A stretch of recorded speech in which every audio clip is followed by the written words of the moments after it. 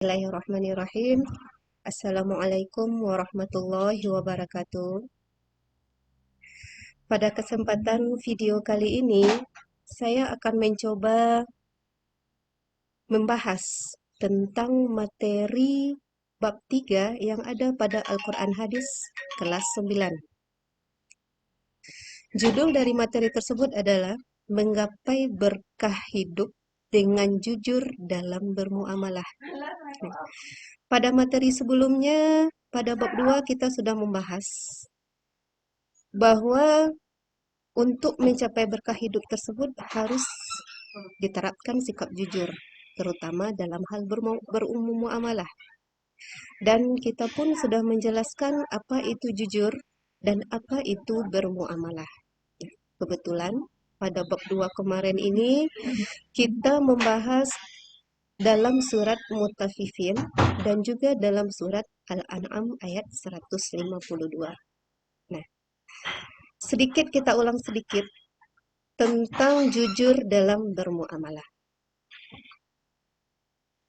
Muamalah itu adalah peraturan syariat yang mengatur hubungan dengan sesama manusia sehingga terjadi hubungan yang harmonis, tegaknya keadilan, serta terwujudnya masyarakat yang aman, damai, dan sejahtera.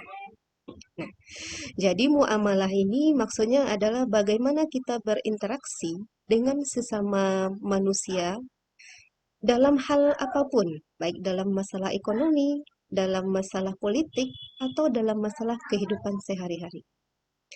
Sedangkan jujur itu adalah sesuatu yang selaras antara perkataan dan perbuatan. Dalam istilah Islam, jujur itu dikenal dengan istilah sidik, yang artinya benar. Lawannya adalah kizib, yang artinya dusta.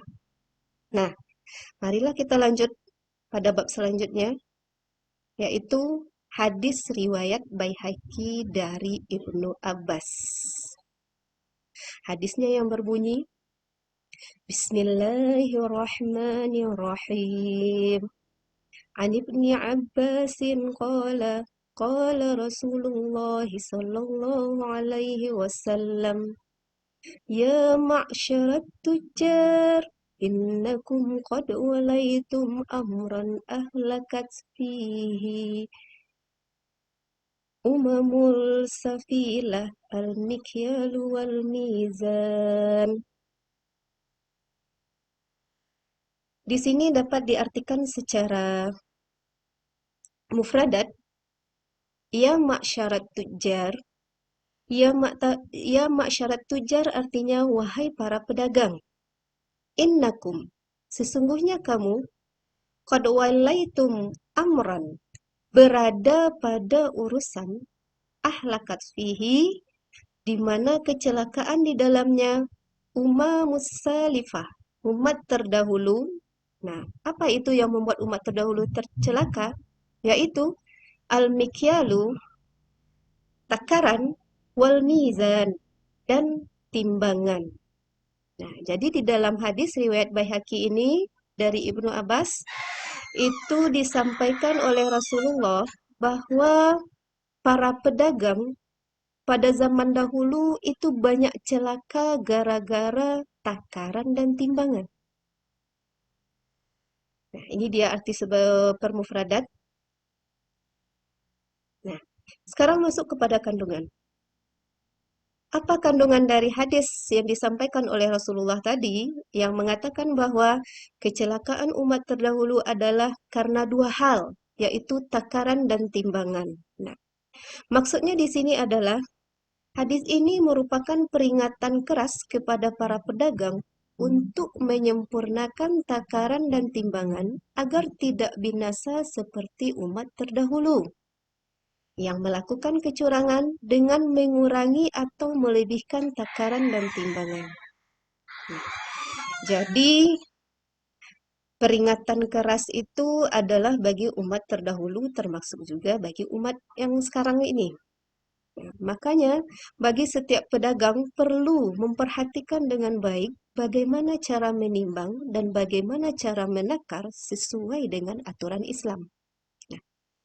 Takaran dan timbangan adalah dua alat ukur yang mendapat perhatian agar benar-benar dipergunakan secara tepat sesuai dengan syariat perekonomian Islam. Nah, berhati-hati dalam menakar, berhati-hati dalam menimbang itu adalah wujud dari sifat jujur. Nah, sekarang banyak sekali kita jumpai berbagai tipuan-tipuan dalam berdagang.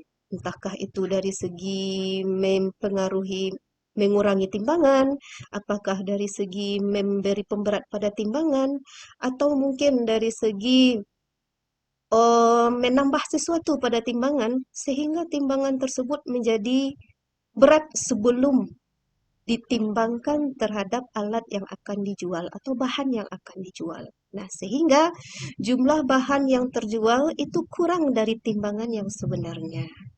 Nah, hal seperti ini dijelaskan dalam hadis ini termasuk orang yang celaka.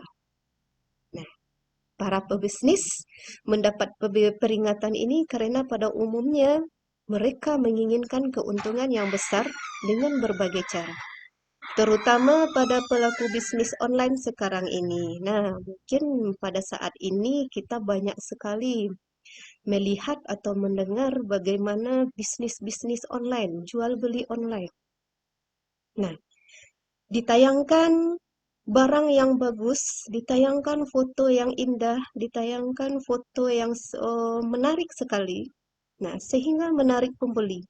Tapi disayangkan, setelah ditransfer uang, terus ditransfer barang, ternyata dalam kenyataannya, dalam wujud asli dari barang tersebut, tidak sesuai dengan yang ditampilkan dalam foto. Atau tidak sesuai dengan yang dipromosikan oleh pebisnis tersebut. Nah, sehingga hal ini termasuk kepada kecurangan. Nah, di sini dijelaskan keutamaan orang-orang yang jujur.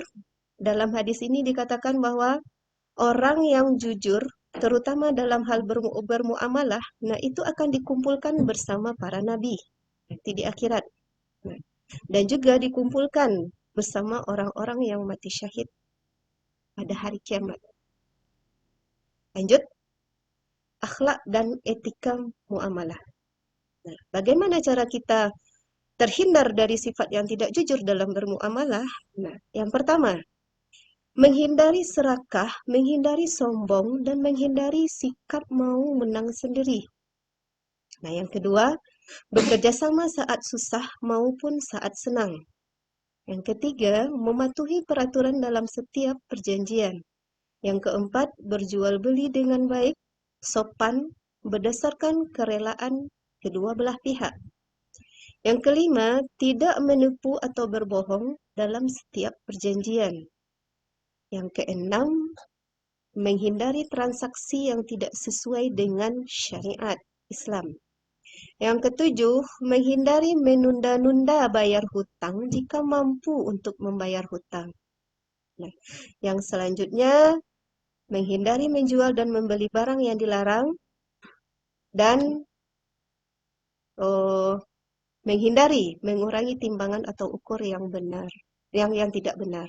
Dan terakhir, jangan memakan makanan yang riba atau jangan memakan riba.